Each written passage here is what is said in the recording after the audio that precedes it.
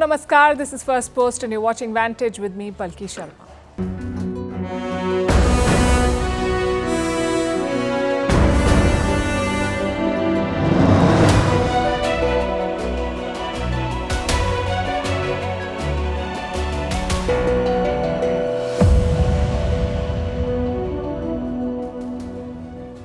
The war in West Asia remains our top focus. Attacks are on in Lebanon as the world waits to see what Israel's response to Iran will look like. US President Joe Biden says, don't hit the nuclear facilities.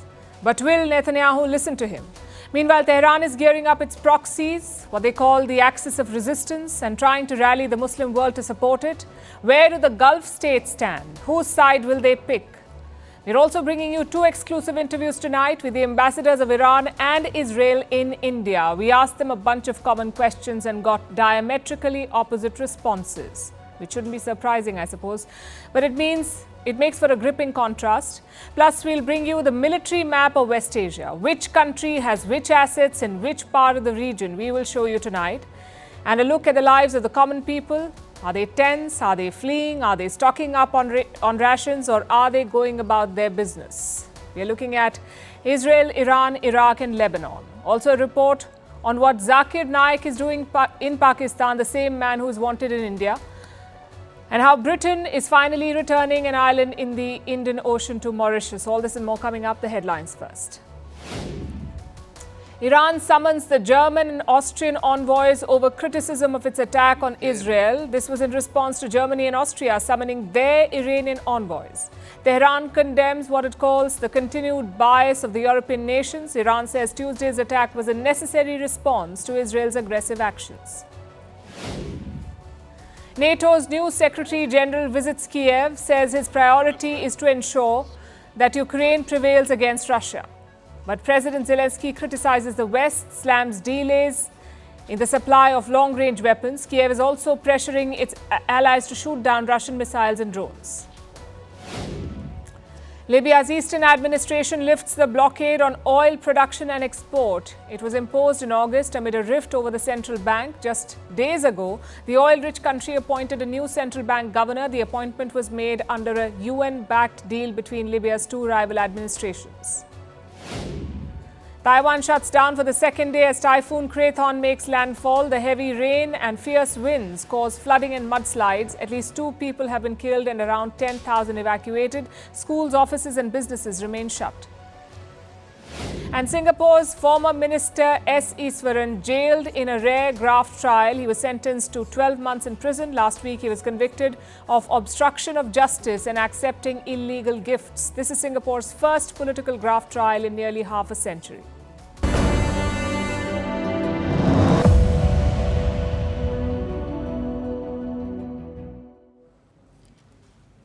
Israel could attack Iran at any moment now. Global tensions are mounting, oil prices have shot up and the stock markets are down. In India, both the Sensex and the Nifty closed the day's trade in red. The American markets are also down. The Israeli war cabinet has met and preparations are believed to be in progress. Israel says it is gearing up for a quote-unquote significant strike.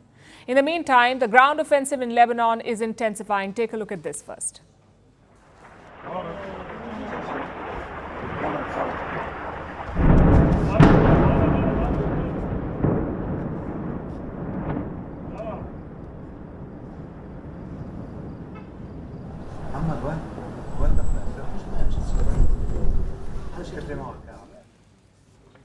Those pictures are from Beirut. Israel has intensified its airstrikes in Lebanon. Last night, it struck central Beirut. The target was a multi-story block in Bashura, barely a few meters away from Lebanon's parliament, the Prime Minister's office and the United Nations headquarters in the country. That's where Israel struck, close to this area. This kind of attack is unprecedented. Israel is conducting airstrikes deep inside the Lebanese capital. Through the day today, Israel has been pounding central Beirut. There are reports of several large blasts. At least 9 people have died in these strikes. On the borders, members of Hezbollah killed Israeli soldiers. But Israel comes and kills people here. Whenever there is a building, they damage it. This is what they are able to do. Earlier, Israel had said that its operations are, and I'm quoting, limited, localized and targeted. But with today's strikes, Israel has expanded the scope of the battlefield. Prime Minister Netanyahu says Israel is in the middle of a difficult war. We are at the height of a difficult war against Iran's axis of evil, which wants to destroy us.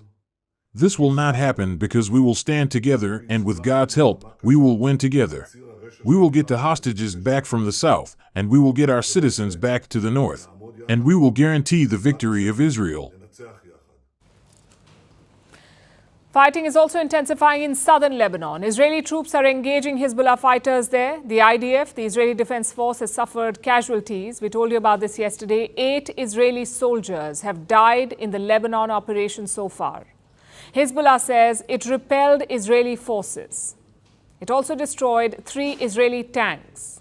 Meanwhile, more missiles continue to fly towards Israel. Both the Hezbollah and the Houthis in Yemen are firing them.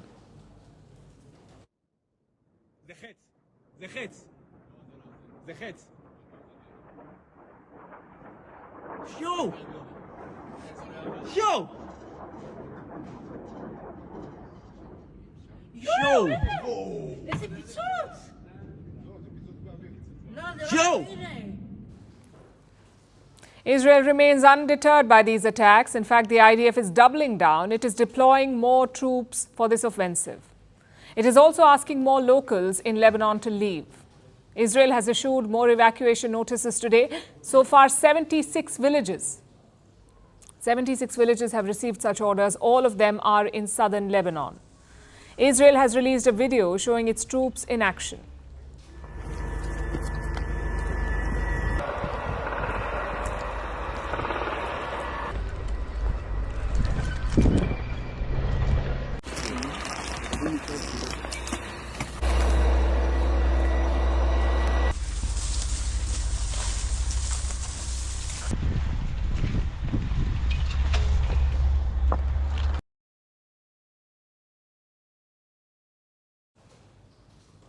So Israel has no plans to back down in Lebanon. It is also assessing the damage from the Iranian attack 2 days ago. Fresh satellite images have emerged. Take a look at what they show. This is an Israeli air base. It houses their most advanced aircraft. An Israeli air base with the aircraft like the American-made F-35s. Iran targeted this air base in Tuesday's strike, and it did inflict some damage. Now look carefully. A roof near the main runway is damaged. There are large pieces of debris around the building. This confirms what many experts have been saying, that Iran did manage to breach Israeli air defenses. Iran launched approximately 200 missiles at the state of Israel yesterday. Iran attacked civilian areas and endangered the lives of many citizens. Thanks to proper civilian behavior and high-quality defenses, the damage was relatively minor. We will respond. We know how to locate important targets. We know how to strike with precision and power. That's why Israel wants to hit back hard. Yesterday, they attacked Syria again with an airstrike in Damascus. And what was the target? Reports say the Israelis killed Hassan Jafar al-Qasir. Hassan Jafar al-Qasir, the son-in-law of Hassan Nasrallah, the Hezbollah chief who was killed by Israel last week. Now they've killed his son-in-law. There is no official confirmation on this yet, neither from Lebanon nor the Hezbollah, but it's being widely reported. And if this story checks out, it would mean that Israel has dealt another blow to the Hezbollah. Meanwhile, Iran is making some diplomatic moves. The Iranian president was in Qatar today. That's Masoud Pezeshkian. He's trying to rally diplomatic support after Tuesday's attack. From Doha, he issued a fresh warning to Israel. We are not in pursuit of war with Israel. They promised us peace. But Israel has terrorized our guests in Tehran during our presidential inauguration. We want to establish peace. If you disagree, peace will not be established. So Iran is putting up a brave face. But behind the scenes, the regime is also cracking down. Reports say several arrests have been made. The Iranian leadership fears that Israel has infiltrated their security establishment, including the powerful Revolutionary Guards. So a purge is now underway to clean up the upper ranks. Iran's supreme leader himself gave the orders. That's Ayatollah Ali Khamenei. Apparently, he had also warned Hassan Nasrallah. Just days before Nasrallah's assassination, both leaders, Khamenei and Nasrallah, had spoken to each other, and Khamenei, in no uncertain terms, had asked Hassan Nasrallah to leave Lebanon. He told him that there are Israeli spies within the Hezbollah and that Israel was planning to kill him. But it appears that the warning came too late. The Hezbollah chief could not act on Khamenei's advice, and Israel managed to kill him. Reports say Khamenei is deeply worried now about the state of Iranian security establishment and the extent to which it has been compromised. Khamenei himself has been moved to a secret location. He's possibly planning Tehran's next moves there. If Israel attacks Iran, Tehran will need more retaliatory options, and West Asia will remain trapped in a cycle of violence. So I caution the government of Israel not to be blinded by rage.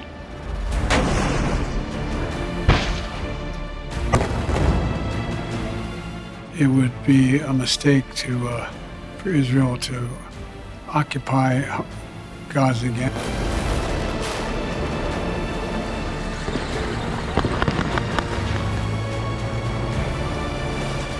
We do not want to see a major operation happening in Rafah.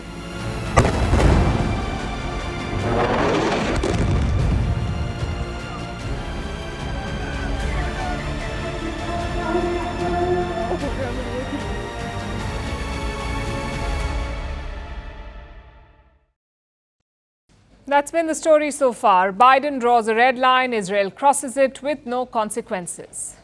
First, it was civilian casualties. Then it was the occupation of Gaza. Then attacking Rafah.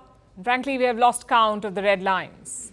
There's a new one every 2 months. This time it's about Iran. Israel is planning to escalate after Tuesday's missile attack. Reports say they could hit Iran's nuclear sites, but Joe Biden is against it. He says the response should be proportional. Would you support an attack on Iran's nuclear sites by Israel? The answer is no. I think there's things. We'll be discussing with the Israelis what they're going to do, but all 7 of us agree that they have a right to respond, but they should respond in proportion. Let me explain the thinking here. For Netanyahu, this is a career-defining chance to dismantle Iran's nuclear program. All his mistakes in the last 1 year would be forgiven. His legacy would be set for life. Just one problem, though. He can't do it alone. If Iran hits back, he needs an insurance plan. He needs someone to shield his country, and that is the United States of America. If Biden privately or publicly backs such an attack, Israel will go ahead. There are no second thoughts. But if he doesn't, Israel may have to rethink. At least that is Biden's assumption. The question is, will it work? We ask because it hasn't in the past. It hasn't worked in the past. In October last year, Biden asked Israel to protect Gazan civilians. More than 40,000 are dead now. He then told Israel to not occupy Gaza. Last we checked, Israel's military controls the entire Gaza Strip. Biden then asked Netanyahu to not invade Rafah. Today, Rafah is a ghost town. Only concrete and metal debris remains. And finally, he asked Netanyahu to not attack Lebanon, to take a ceasefire deal. And again, Israel ignored him. Right now, Israeli soldiers are battling the Hezbollah in southern Lebanon, meaning they have invaded. So looking at the past, one thing is quite clear. Israel is more than willing to ignore Joe Biden's warnings. But why is that? Most of Israel's weapons, after all, come from the US. Washington is their most important ally. So how can Netanyahu just keep ignoring him? Well, he can because of Biden's weakness. You see, a red line requires 2 conditions. A, there should be only one. Multiple red lines defeat the whole purpose of a red line. And B, you must enforce it. Biden did not meet either condition. He revealed his hand in March this year. The president was asked about Israel invading Rafah. Listen to his response. It is a red line, but I'm never going to leave Israel. The defense of Israel is still critical, so there's no red line. I'm going to cut off all weapons so they don't have the Iron Dome to protect them. So he made it pretty clear America will never abandon Israel. Secondly, he couldn't enforce his red lines. There are many ways to do it. You can stop military sales, you can stop shielding Israel at the United Nations Security Council, but Joe Biden did not do any of that. He stopped one military shipment in the month of May this year. That's it, one shipment. 50,000 tons of aid given, just one shipment withheld. Honestly, it is humiliating for Biden. He's supposed to be the most powerful person in the world, yet Netanyahu took him for a ride. Could this time be any different? Well, on paper, there is more at stake. Iran is more powerful than Hezbollah or Hamas. They could even strike American assets. More than 43,000 US soldiers are deployed in West Asia. If the conflict widens, they could be targeted. Biden will want to avoid that in the middle of an escalation. The last thing he needs is an attack on US soldiers. At the same time, he cannot look weak, especially with Donald Trump in the picture. The world right now is spiraling out of control. I've been talking about World War III for a long time, and I don't want to make predictions because the predictions always come true. We have a non-existent president and a non-existent vice president who should be in charge, but nobody knows what's going on. That's the challenge for Joe Biden. This is probably the most important red line he's drawn. But is he willing to enforce it? Netanyahu is reportedly planning to escalate within days. So we'll have the answer soon.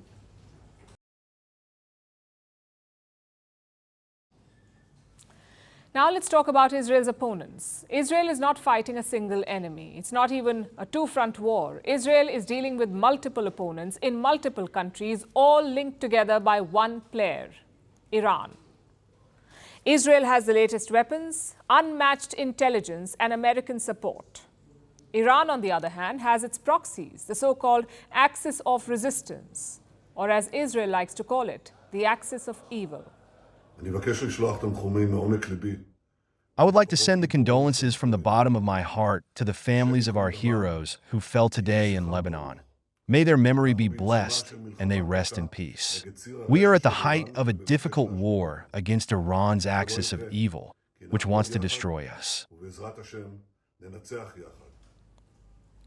Yesterday, Netanyahu sent his condolences to the families of 8 Israeli soldiers who died in Lebanon. They were killed during the ground operation in Lebanon's south, in an on-ground battle against Hezbollah.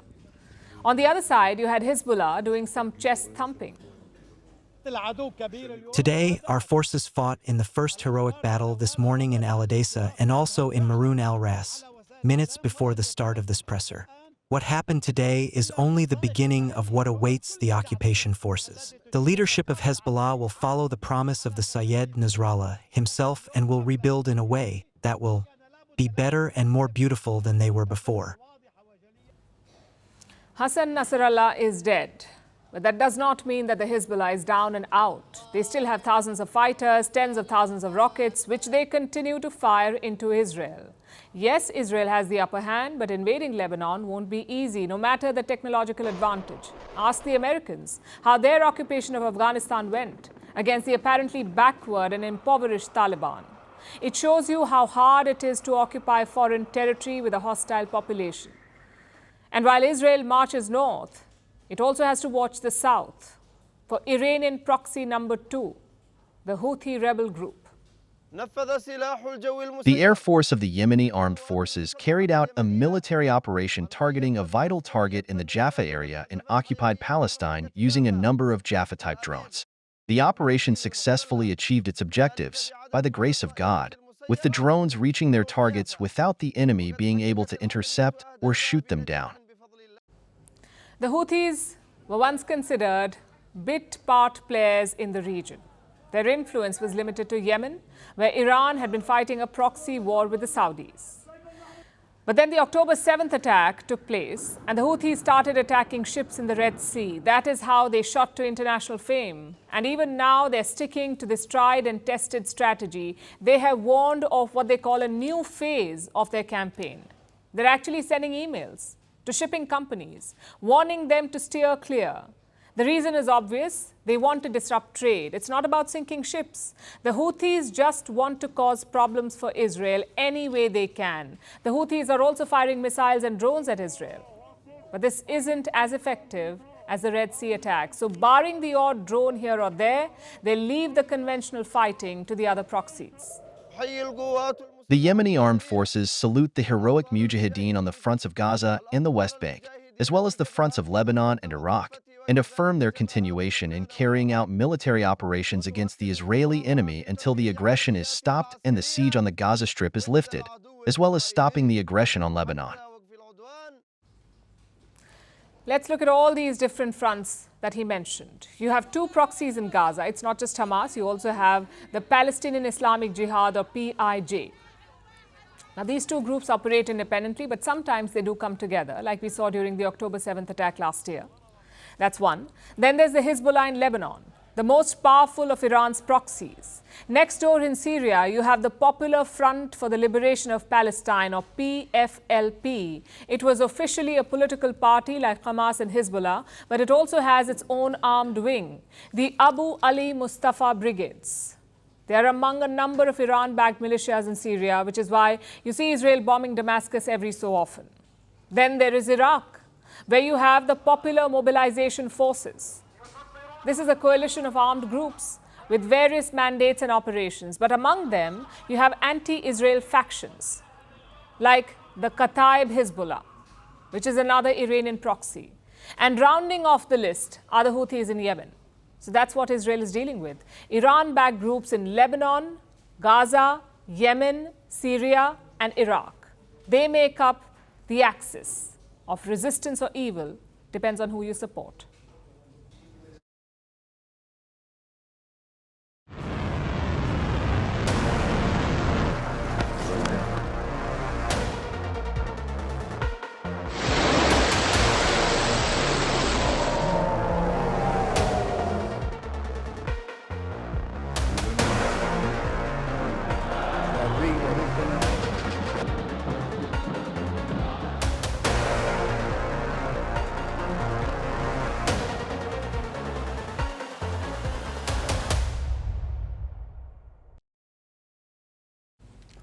We've talked about the West, we've talked about Iran's proxies. These are groups that have picked a side. Their allegiance is pretty clear. But we can't say the same about the Gulf Arab states. If the war between Iran and Israel escalates, what will the Arab states do? Which side will they support? In April, their choice was pretty clear. Back then, when Iran struck Israel in the month of April, the Arab states shot down Iranian drones. They basically defended Israel. What about this time? No such indication so far. What's more, there are some interesting developments in the region. Iran's President Masoud Pezeshkian is visiting Qatar. Guess who else is in the country? The Gulf foreign ministers. 6 of them form a bloc called the GCC, the Gulf Cooperation Council. You've got Saudi Arabia, the United Arab Emirates, Bahrain, Kuwait, Oman, and Qatar. 6. Their foreign ministers met in Doha. Together, they condemned Israel's aggression in Lebanon and Gaza. They also asked all stakeholders to de-escalate, to prioritize dialogue. After this meeting, the Saudi foreign minister met Iran's president.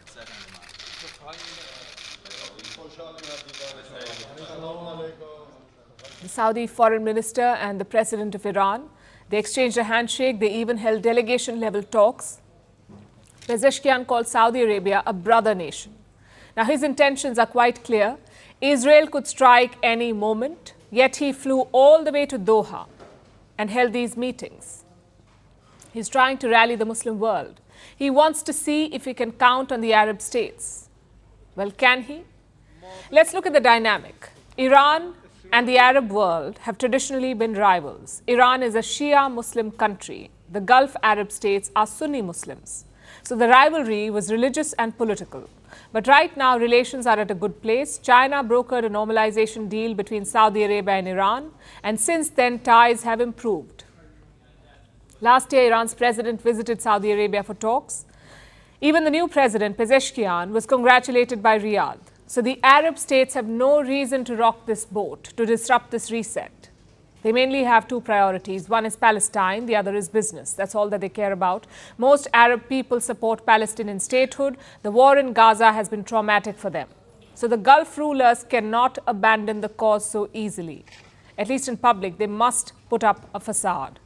Secondly, a lot of money is at stake. Iran sits on a very important trade route, the Strait of Hormuz. Nearly 30% of the world's oil passes through this route. In the past, Iran has threatened to shut it off, and if war breaks out, they may actually do it. Iran could disrupt the global oil supply. They could also strike Arab oil refineries. In fact, Tehran has reportedly warned about this. They told the United States that if Iranian refineries are attacked, Arab ones would also burn. That's the biggest worry for the Gulf states. Disruptions to oil and trade. Would they like to see Iran weakened? Well, maybe. Would they like Iran's nuclear program destroyed? Definitely.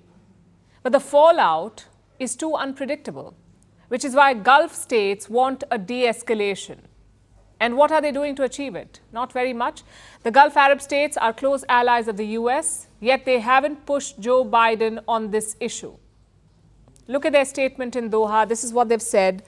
We urge the international community to fulfill its responsibilities to maintain security and stability in the region and to implement international legitimacy resolutions related to the area. They're asking the global community to step in. Well, they already have. Most countries have demanded a ceasefire, but Israel won't listen to them. The only country that has a chance is the United States of America if the Gulf states push Joe Biden. Maybe he will take a tougher stance. But for whatever reason, they haven't. The Gulf seems to be taking a wait and watch approach. Usually, it's a safe strategy, but in this case, it could easily backfire.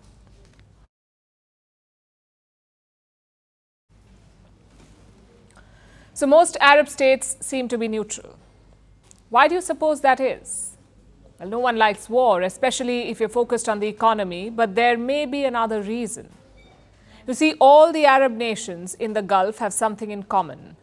They've all partnered up with the US for security. And all the petrodollars, no doubt.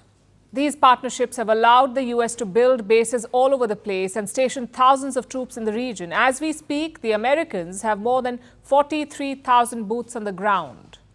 And more soldiers are on the way. Where are they headed? Well, here's a map of the region.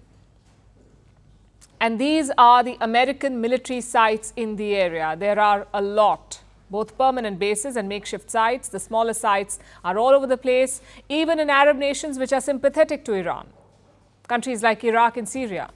The Americans have bases there too. Then there are bases in Jordan, Saudi Arabia, Egypt, and Oman. As you can see, the US has troops practically everywhere. Troops, jets, drones, ships, you name it. It seems every Arab country has made some deal or the other with the Americans. The largest concentration of bases is in Kuwait. There are 5 bases there. And about 13,500 permanently deployed troops, mostly at Camp Arif Jan and the Ali Al Salam Air Base. Those were the numbers from 2021, before the latest conflict, so expect additional deployments right now. Now, Kuwait is at Iran's doorstep. That is why it makes sense for the Americans to boost their presence there. You also have other major US bases in Bahrain, Qatar, and the UAE. Again, these are long-term installations, making them ideal for an additional influx of troops. Another major base is in Djibouti in Africa, at the tip of the Red Sea, right across from Yemen, which is where the Iran-backed Houthi group is based, in Yemen. We told you that the Houthis plan to step up their attacks on global shipping. Well, the US is prepared. Not just with that base in Djibouti, but also additional naval deployments. The US already had ships in the Red Sea to deter the Houthis. Now it has sent 4 more, 4 guided missile destroyers to augment its presence. The Americans also have ships in the eastern Mediterranean Sea. This is near Israel's coast, which means near both Gaza and Lebanon. You may have heard the term gunboat diplomacy. It's when countries send both diplomats and warships to another nation, just in case negotiations fail. The US was famous for this back in the day, and it seems old habits die hard. The US currently has 3 guided missile destroyers and 1 amphibious assault ship in the Mediterranean, and they're sending one of their aircraft carriers as well. The USS Harry S. Truman is on its way to West Asia. It is traveling with a strike group. This means more destroyers, more carriers, and more frigates, all making their way to a volatile region. The Americans already have one aircraft carrier in the region. It's called the USS Abraham Lincoln. It's said to be operating in the Gulf of Oman, breathing down Iran's neck. So the second carrier will probably be deployed in another region. As you can see from the map, America has all of West Asia covered to make sure that nothing happens to Israel. But that's just the US. What about the rest? Well, no one compares to the Americans, but the UK is also ramping up its presence. Britain has bases in Cyprus, and it has deployed 700 additional troops there, joining the 500 they had deployed earlier this summer. The UK also has ships patrolling the eastern Mediterranean to fight the Houthis and to help with evacuations if it comes to that. Now, amid all of this, India has sent ships to the region as well, but for a very different reason. 3 Indian ships have docked at the Iranian port of Bandar Abbas: the INS Tir, INS Shardul and ICGS Veera.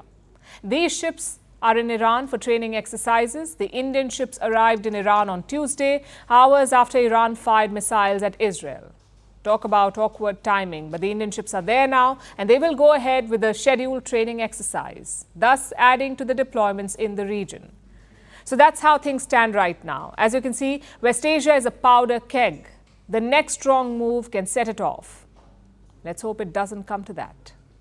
Not only the right, but the duty to fight evil. Iranian military forces have reacted to the aggression of the Zionist regime. This kind of ballistic missiles were never launched in the history of the world. Reaction of Netanyahu itself shows exhale of the painful strike. Are Iranian nuclear and oil installations on target? They know what is feasible, what is not feasible. Did the Iron Dome fail?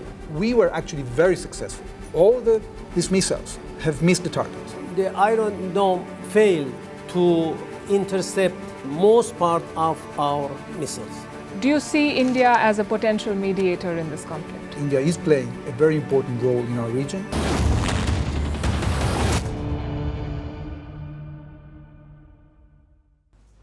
Wars are not just fought on the battlefield, they're fought over the airwaves too. I'm talking about the battle of narratives, and the recent face-off between Israel and Iran is no different. We've heard different versions from both sides. Iran says the attack was successful. Israel claims that it was defeated. Such narratives often play out on different platforms, but we decided to merge it. Today we interviewed the Israeli ambassador to India and the Iranian ambassador to India. We spoke to them about the same issues and narratives, like did the Iron Dome fail? How will this war end? And what is India's role? The answers they gave tell you what the root issue is, a divergence in world view. The first question was about the recent missile attack. Did Israel poke Iran into attacking? And if so, what was Iran's main motive? Listen to what the ambassador said. They are the only country in the world that has sworn to destroy another country. That's completely unacceptable. And they are pursuing this path systematically. When we put in danger their path by removing their tentacles of this octopus from the region, then they decide to attack directly. That's their true face. Iranian military forces have reacted to the aggression of the Zionist regime, assassination of Haniyeh inside Iran, in the territory of Iran, and assassination of Secretary General of Hezbollah, who is a close and valuable friend of Iran. A big question now is how will Israel respond? Some reports say it may target Iran's nuclear sites. I put this question to Israel's envoy. Understandably, he was reluctant to reveal much, but the Iranian envoy did answer. He warned of a much bigger escalation. If it do anything against Iranian nuclear infrastructure or Iranian oil industry, the reaction of Iran will be more painful for Israel. The government of Israel has the right information, and they know what is feasible, what is not feasible, and I'm not going to answer at this point instead of them because I don't know. Now to the cause of this escalation, the missile barrage on Tuesday. You may have seen the pictures of missiles thudding into the ground. Does that mean that Israel's air defenses failed? Did Iran really punch through the Iron Dome? Again, two very different answers from both the men. We were actually very successful because, first of all, despite the fact that they fired that, The only tragic result was the killing of an innocent Palestinian in Jericho, a Palestinian from Gaza, and all these missiles have missed the target. You can see the explosion of strikes in different parts of Israel, or we call it occupied territory of Israel. They failed to intercept most part of our missiles. Then came the most important question. How will this war end? Israel's ambassador spelled out three main objectives in Gaza, in Lebanon and in Iran. He did not say how they would be achieved, but that's been Israel's style. Keep everyone guessing. The Iranian ambassador flipped our question, though. He predicted a very different end to the war. Netanyahu has hijacked the people of Israel, hijacked state of Israel, hijacked the whole region, hijacked United States by continuation of this war. So I hope that, and I believe that it is not too far, that this war will lead to the collapse of coalition in the Israel. First of all, we want our hostages back from Gaza, and we want to prevent Hamas from rearming and regrouping. We already have most of our residents in the south back in their homes. In the north, we want to bring safely our population back to their homes by removing the infrastructure that Hezbollah has prepared on the other side of the border to attack them in order for them to feel safe to go home. And we want to make sure that the Iranians will not launch attacks like that again in the future. Of course, to end the war, someone needs to mediate. And that someone's been missing in West Asia. Last week, India's foreign minister suggested that New Delhi could help out. Israel welcomed that offer, but Iran's ambassador said something interesting. He said Tehran hasn't had many discussions on Gaza with India. Why? Listen in. We did not have any discussion regarding the Gaza issue with India, frankly. Sorry, but why didn't you have the conversation if you think you should have had it? We did not feel such this readiness. We just witnessed or heard some official position, official stance from high-ranking Indian authorities. Another issue is that we believe that Hamas is not terrorist. Hamas is a resistance group. To the best of my knowledge, India hasn't been involved in offering specific ceasefire deal. I think that India is playing a very important role in our region. I think that what India is offering the region actually should be grabbed by the countries of the region. Another possible mediator is China. They have been siding with Palestine. They've also brokered a peace deal between Hamas and the Palestinian Authority. So naturally, Israel's ambassador is not thrilled. But that's not the surprise. Despite being a partner, even Iran wasn't thrilled about China's role. Their ambassador says Beijing hasn't really presented a concrete peace plan. They've been so far friendly to us. I think their approach on the international stage when it comes to the Palestinian question, another question, is wrong. And we've been telling them that. We have been criticizing their approach. We have this dialogue with them. Till now, we did not witness any efficient or practical proposal from China regarding the tension regarding Gaza or Palestine or Israel. So do you count it among your friends? Friendship and hostility is not something, it's a binary 0 and 1. It could be in some cases you are friend, in some cases you have different idea, in some cases you are competitors, in some cases you may stand against each other. So China generally is our friend. As war clouds loom large, what does life in West Asia look like? Short answer, millions are living in two different realities. In Israel, while Prime Minister Benjamin Netanyahu plans a retaliation, Israelis are celebrating the Jewish New Year and couples are getting married in bomb shelters. In Iran, pride has flooded the streets. Thousands are celebrating their country's bold move, while others are preempting grave consequences and queuing up for fuel. In Iraq, around 100 babies have been named Nasrallah in honor of the Hezbollah leader who was killed in Lebanon last week. Meanwhile, in Lebanon, a mass displacement crisis is underway, with around 1 million people rendered homeless within a week. Amid the constant reminders of war, West Asia grapples with love, hope, grief and fear. Here's a report. Israel is embroiled in a multi-front conflict, and its people are in a state of suspended animation, surrounded by reminders of war. But sometimes there's a glimmer of hope. Set against the breathtaking view of Jerusalem's old city, an Israeli man proposed to his partner. Their ceremony was interrupted by Iranian rockets flying across Israeli skies. Above us there were sirens. The sky was red. We saw fire. It was one of the scariest things. But despite the terrorizing fear, we remained strong.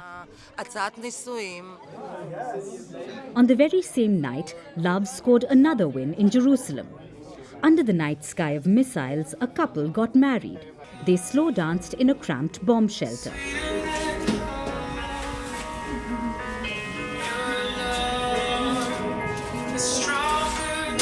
You know, you go with the flow. You don't let that affect your happiness. You don't let it affect, this most important moment of your life. You're like, okay, we adjust. So we will dance in the shelter. We will sign our ketubah in the shelter. We will continue with life. And yeah, for me, no fear at all. We're in Israel. We know what's going on here, and it's just part of being here. These are uncertain times for Israelis. As Prime Minister Benjamin Netanyahu plans a retaliation, the Jewish people mark their new year. It's called Rosh Hashanah. And this year it coincides with escalating tensions.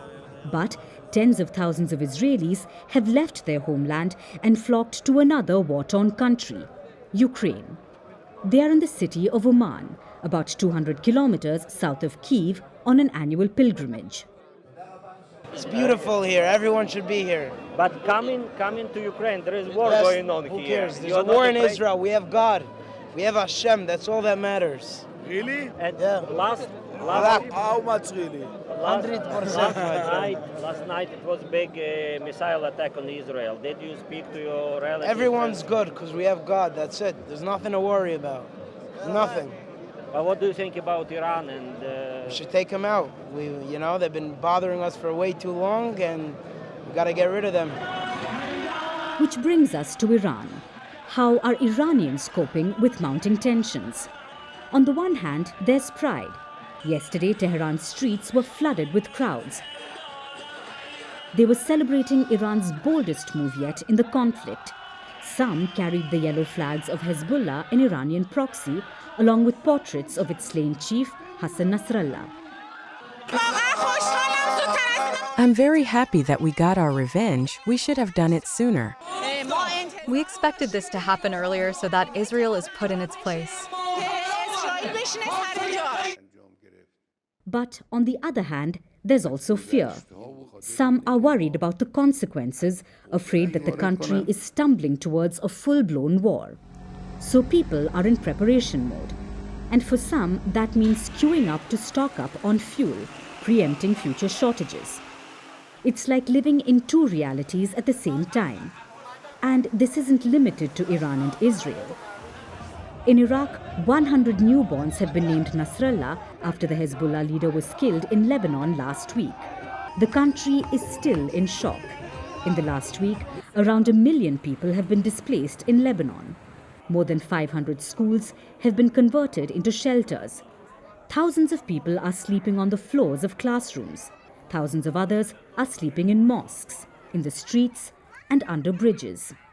Amid the war clouds and the saber rattling, millions of lives across West Asia remain on hold. The present-day scenario is a grim picture, but the future could be much worse.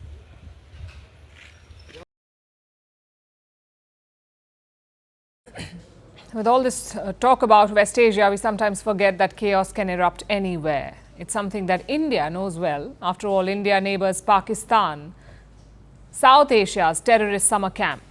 Well, it seems the camp is in session and they've invited special external faculty in the form of Zakir Naik Nayak is a televangelist who is wanted in India. He is wanted for money laundering and inciting hate between communities. While most countries think that that second part, inciting hate, is troubling, Pakistan seems to view it as bona fide credentials. The Pakistani government itself extended an invite to Nayak, asking him to tour the country for a month and give sermons all across. Yesterday, Zakir Naik met Pakistan's Prime Minister Shehbaz Sharif. Sharif lauded him for his work. And he even said that he had personally benefited from Zakir Naik's lectures. I don't know what's worse, the tone-deaf optics or the fact that Pakistan's Prime Minister is wasting time watching televangelists. But maybe that's not so surprising. After all, their real power lies with Pakistan's army. Perhaps they encourage their pocket politicians to watch TV and stay out of the way. But jokes aside, this isn't a great look. Zakir Naik is a wanted man. He's accused of inciting hatred and inspiring terrorists. A terror attack took place in Bangladesh in 2016. 22 people were killed at Dhaka's Holy Artisan Bakery. 5 people were arrested for the massacre, and at least one of them said that he was inspired by Zakir Naik, that he was a regular viewer of Naik's TV channel. It is called, and I'm not making this up, Peace TV. India swung into action after that attack. The channel was banned, so was Naik's foundation. It's called the Islamic Research Foundation. Investigations found that Zakir Naik was using both to launder money.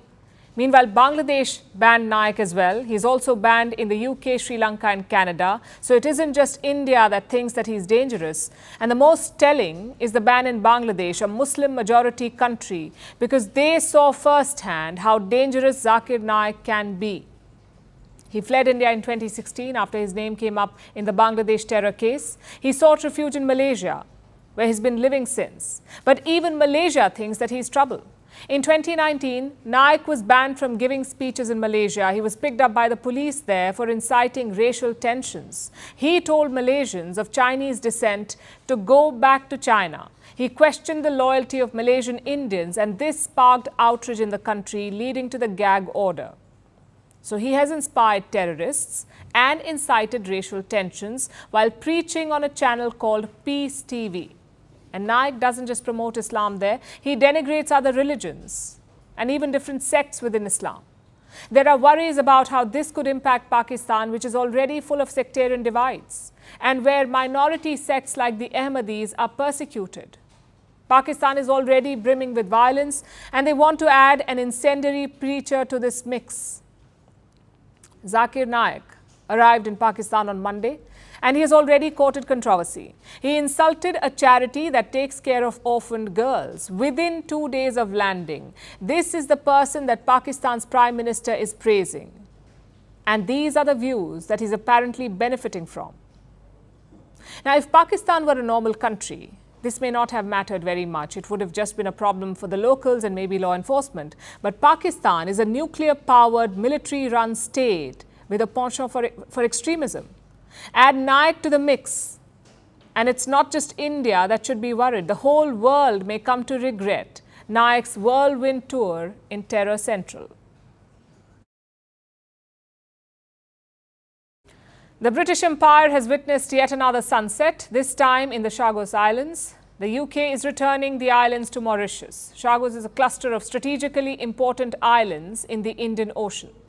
The largest among them is Diego Garcia. It became a military base for the UK and the US when Mauritius, a former British colony, was forced to give up the islands in exchange for their independence in 1968.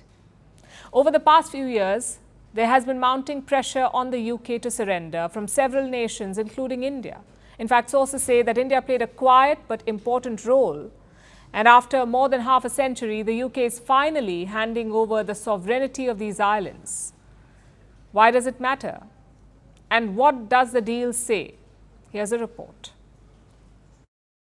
The Chagos Islands. It's an archipelago of more than 60 islands in the Indian Ocean. This is a remote but strategically important cluster. After all, this was Britain's last African colony. We say was because after more than a century, the UK has finally agreed to hand over sovereignty of the Chagos Islands to Mauritius. This is a historic move. It comes after decades of mounting anger and years of fractious negotiations. Here is a quick flashback. Mauritius was a former British colony. It was illegally forced to give the Chagos Islands away in return for its own independence in 1968, and Chagos became the so-called British Indian Ocean Territory.